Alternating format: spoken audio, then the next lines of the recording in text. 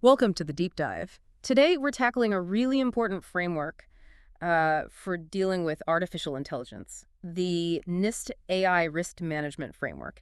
You'll hear it called AI RMF 1.0. That's right. It came out in January 2023, and it's become pretty central for thinking about AI responsibly. Exactly. And the core question we're digging into is how can organizations actually, put a structure in place to deal with these complex AI risks but still get the benefits? That's the goal. And, this isn't just some theoretical paper.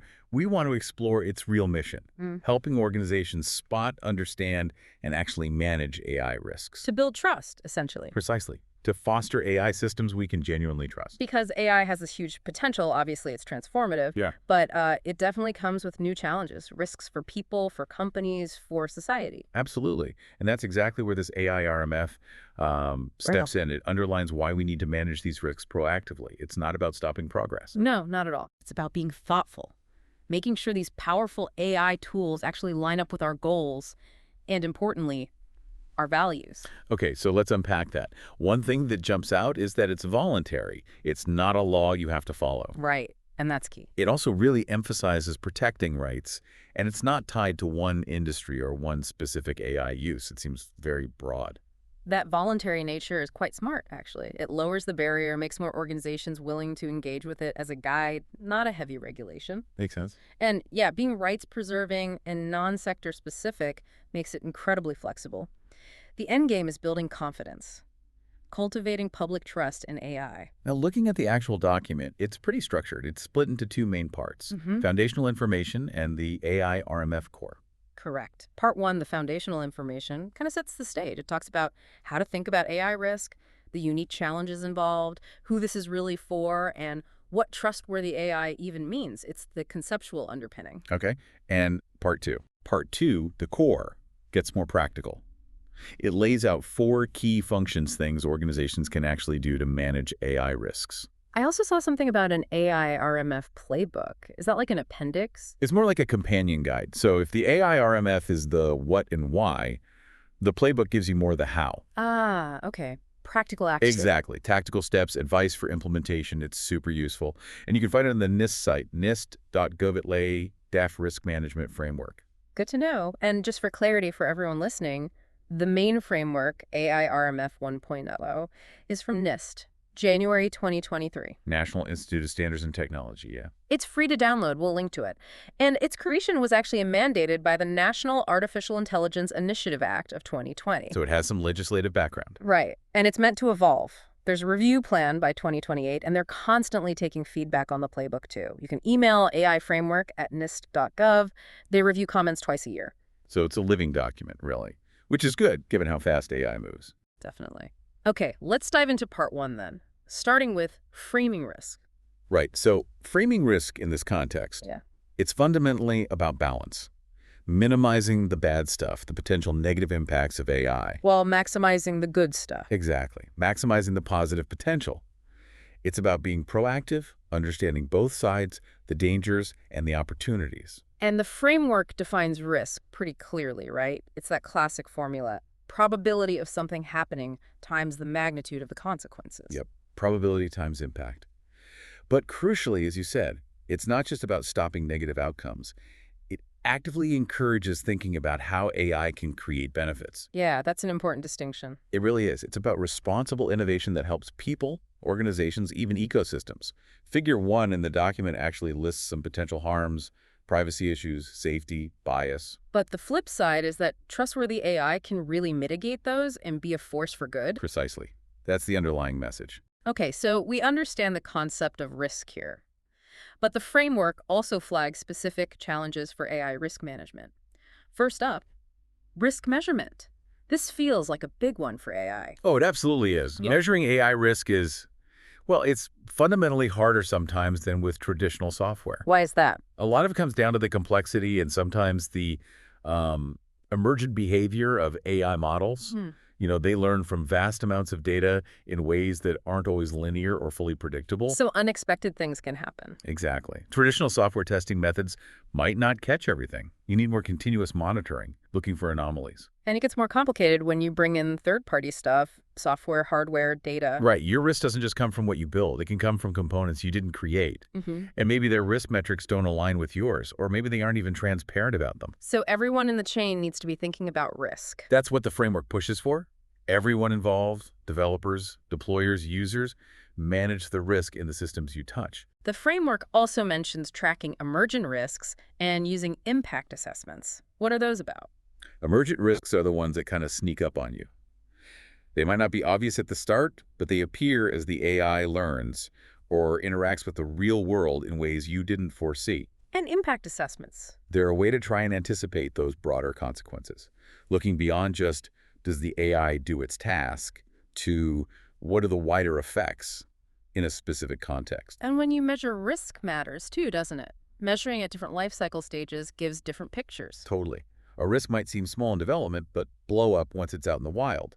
Plus, different people involved, designers, deployers, users, they all see risk differently. Based on their perspective. Yeah. A developer might miss a risk that only becomes clear in a specific real-world use case they hadn't imagined.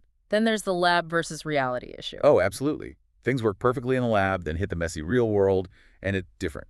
Unforeseen data, interactions. And the black box problem, the inscrutability. That definitely complicates measurement. If you can't fully understand how an AI reaches a decision, how do you accurately measure the risk associated with that decision-making process? It's like a complex recipe where even the chef isn't 100% sure why it works every time. And the last point here was establishing a human baseline. When AI takes over human tasks. Yeah, that's a tough one. If AI is doing something humans used to do, what's the benchmark? How do you compare? Humans and AI often work so differently, a direct comparison isn't always straightforward. Okay, measurement is definitely challenging. The next challenge mentioned is risk tolerance. The framework doesn't set this, does it? No, and that's very intentional. It recognizes that risk tolerance, basically, how much risk an organization is willing to accept to achieve its goals, is super context dependent. Depends on the situation. Exactly. And it's influenced by everything from laws and regulations to internal policies, industry norms, even societal expectations. So what's acceptable in one area might be totally unacceptable in another. Absolutely. Think finance versus, say, a recommendation engine. And these tolerances aren't static either. They'll likely shift as AI evolves and we understand it better. Plus, different organizations just have different risk appetites. Makes sense. Third challenge, risk prioritization. You can't tackle every single risk with maximum effort. Right. Trying to eliminate all negative risk is usually impossible and, frankly, counterproductive. You'd waste resources. So you focus where the risk is highest. That's the idea. Allocate your effort based on the assessed risk level and the potential impact. You prioritize. But if a risk is deemed unacceptable, the framework is pretty clear about stopping. Yes. If there's a high chance of serious harm, or if bad things are already happening, or there's potential for catastrophe, the guidance is clear. Halt development or deployment safely. Fix it first. But lower risk systems might get lower priority initially. Correct. Though the framework also notes that how you prioritize might differ if the AI interacts directly with people, especially using sensitive data. Because the potential for direct harm is higher. Right. But even systems not interacting directly with humans can have downstream effects. So you still need to assess regularly. And don't forget residual risk. The risk that's left over even after you try to mitigate it. Yeah. That still impacts end users, and providers need to be aware of it and document it. Okay, the last challenge in this section. Organizational integration and management of risk. Sounds like AI risk shouldn't live in a silo. Definitely not. The framework strongly advocates integrating AI risk into the organization's overall enterprise risk management. Because it overlaps with other risks. Absolutely. Cybersecurity, privacy, even environmental impact from computing power. These things are often interconnected. So a joined-up approach is much more effective. Treat AI risk like any other major business risk. Pretty much. And it's not just about process. It needs clear accountability, defined roles, the right organizational culture, one that's risk-aware, and maybe even incentives. So it's a people and culture thing too. Very much so. Just having the framework document isn't enough. You need leadership buy-in, clear responsibilities, and the framework acknowledges this can be tougher for smaller organizations with fewer resources. Right. Okay, moving to the audience. Managing AI risk clearly isn't just a job for the techies. No way. It requires a whole range of perspectives, different AI actors throughout the entire life cycle. Diverse teams are key. Diverse in what way? Experience, expertise, background, demographics, disciplines.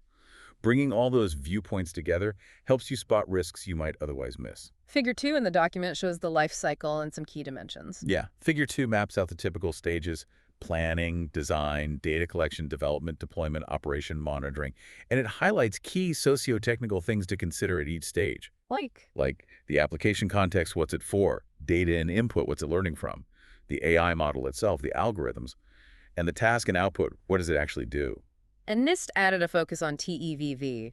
right? Test, evaluation, verification, and validation. They stress how critical that is throughout the whole process. And Figure 3 lists examples of these AI actors. It seems really comprehensive. It is. Appendix A goes into detail, but you've got everyone from data scientists and designers early on to ML engineers, deployers, end users, compliance folks later. And it importantly separates those who build and use from those who independently check, the TEV specialists. Then there's that people and planet dimension in the middle of Figure 2. Who does that represent? Those are the groups that inform the main audience. Think industry bodies, advocacy groups, the actual end users, communities affected by the AI. They provide the broader context. Exactly. They help define the ethical lines, the societal expectations, and surface the necessary trade-offs between different values. So it really emphasizes the kind of collective responsibility among all these players. That's the essence of it. Good risk management needs teamwork, communication, and considering diverse perspectives to catch both the obvious and the subtle risks. Which flows nicely into the next section. AI risks and trustworthiness. To be trustworthy, AI needs to check a lot of boxes. It really does. Yeah. Trustworthiness isn't just one thing. It's a mix of characteristics that different stakeholders care about. And the AI RMF lists them out. Yep. Valid and reliable, safe, secure, and resilient, accountable and transparent, explainable and interpretable, privacy enhanced, and fair with harmful bias managed. It's quite a list. Figure 4 shows valid and reliable as the base and accountable and transparent running alongside everything else. That feels intentional. Oh, absolutely. Valid and reliable is seen as the bedrock. If the system doesn't work accurately and consistently, how can you trust any other aspect? Right. You need that foundation. And accountable and transparent underpins everything. You need transparency to have accountability, and accountability touches on safety, fairness, everything else. But achieving all these often involves trade-offs, right? You can't always max out every characteristic. Almost never. That's a critical point. Optimizing one thing, like interpretability, might mean a slight hit to accuracy sometimes. Or enhancing privacy might limit data in ways that affect fairness. So you have to make choices. Yes, and the framework says make those choices openly, justify them, and base them on the specific context and values. And remember, a system's overall trustworthiness is only as strong as its weakest link. Let's quickly touch on each characteristic, valid and reliable. Okay, so valid means it does what it's supposed to do, meets the requirements for its use. Reliable means it performs consistently, without failure, under expected conditions. Accuracy and robustness are key here. Exactly. Accuracy is closeness to the true value. Robustness, or generalizability, is maintaining performance even when things change a bit. And you need ongoing testing and monitoring to ensure this continues after deployment. Okay. Next, safe. Seems obvious, but crucial. Absolutely critical. Safe AI shouldn't endanger people, property, or the environment. Achieving that means responsible design, clear user info, responsible use, and documenting risks. And you tailor the approach based on how severe the risk is. Precisely. Higher risk demands more rigorous safety processes. Things like simulation, real-world testing, constant monitoring, and, crucially, ways for humans to intervene are all part of ensuring safety. And secure and resilient. Related, but different. Yeah. Resilience is about bouncing back, withstanding unexpected problems or changes. Security is about protecting the system, confidentiality, integrity, availability from unauthorized access or interference. Like adversarial attacks or data poisoning. Those are classic AI security concerns. Resilience is maybe broader, handling unexpected use, not just malicious attacks, and ensuring data provenance is sound. Okay. Accountable and transparent. We said this was overarching. Right. Transparency is about how much information is available about the system, its data, design choices, outputs, intended use. Meaningful transparency gives the right info to the right people at the right time. But transparency doesn't guarantee accuracy or fairness on its own. Exactly. It's necessary but not sufficient. Accountability is about who is responsible for the system's outcomes. considering the legal cultural context. Next, explainable and interpretable. Also sounds similar. Subtle difference. Explainability is about understanding how the system works internally, its mechanisms. Interpretability is about understanding what the output means in a practical context, the why behind a recommendation for the user. So how versus why what it means. Kind of. Think of a medical diagnosis AI. Explainability is knowing the rules or data it used.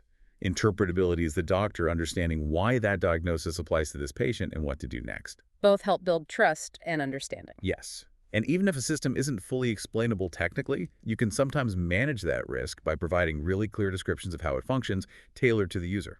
Privacy enhanced. Huge topic now. Huge. Privacy here is about protecting individual autonomy, identity, dignity. Those values should guide AI design. And AI creates new privacy risks. It can, through inference, potentially re-identifying people even from anonymized data. The framework mentions PTs, privacy-enhancing technologies, and data minimization as key strategies, though again, trade-offs might exist. Finally, fair with harmful bias managed. Complex area. Very. Fairness involves equality, equity, tackling harmful bias and discrimination. But how we define fair can vary culturally. And just removing bias doesn't automatically equal fairness. Correct. Bias is also broader than just data imbalances. The framework mentions systemic bias, computational statistical bias, and human cognitive bias. And AI can amplify these? Unfortunately, yes. Yeah. It can scale up biases incredibly quickly. NIST actually has a whole separate publication on bias, SP 1270, for more detail. So after all that foundational info, the framework talks about its own effectiveness. Evaluating this is still to come. Yeah, NIST sees that as a future activity, working with the community to see how well the RMF actually works in practice. But they do list expected benefits for users now. Like what? Things like better processes, more awareness of trade-offs, clearer go-no-go decisions, established policies, a better risk culture, improved info sharing, more context awareness, better stakeholder engagement, and stronger TEV capabilities. Okay, that leads us to part 2, the AI RMF core. This is the action part. Exactly. The core gives you outcomes and actions for managing risk and building trustworthy AI. It's built around 4 functions: govern, map, measure, and manage. Figure 5 shows govern as overarching. Yes, it's designed to be cross-cutting, informing, and woven through the other 3. And risk management is continuous throughout the life cycle, involving diverse teams. Absolutely. That multidisciplinary input is vital. And while govern needs to be established, the other 3, map, measure, manage, can be done flexibly, iteratively, in whatever order fits best. And the playbook helps here. Definitely. It provides the tactical how-to for these functions. Let's start with govern. What's its main job? Govern is all about setting up the risk management culture and structure, defining processes, roles, responsibilities, assessing potential impacts, making sure AI risk fits into the organization's overall principles and values, connecting the tech stuff to the values, considering the whole life cycle, legal aspects, supply chain. It's the foundation. It really is. It sets the tone, drives the risk culture. Table 1 breaks it down: legal compliance, integrating trustworthiness, setting risk levels, accountability, diversity in teams, fostering that risk-aware culture, engaging stakeholders. It's comprehensive. Okay, next function, MAP. What's the goal here? MAP is about context, understanding the specific AI system, where it operates, and the associated risks. It acknowledges that different people often only see part of the picture. So MAP tries to build that complete picture. Exactly. Gather the info needed to prevent risk and make informed decisions, like, is AI even the right tool here? What MAP finds then feeds into measure and manage. You can't manage what you don't understand in context. Diverse teams and external input are important for MAP too. Essential. Table 2 details it. Understanding the purpose and context, categorizing the system, knowing its capabilities and limits, identifying risks and benefits, including from third parties, and assessing impacts on people and society. Third function, measure, getting into the specifics of evaluation. Right. Measure uses tools, quantitative, qualitative, mixed, to analyze, assess, benchmark, and monitor AI risk and impacts over time. It takes the risks identified in MAP and provides data for manage. Testing before deployment and monitoring after are key. Crucial. Measure involves tracking metrics for those trustworthiness characteristics, social impact, human-AI interaction.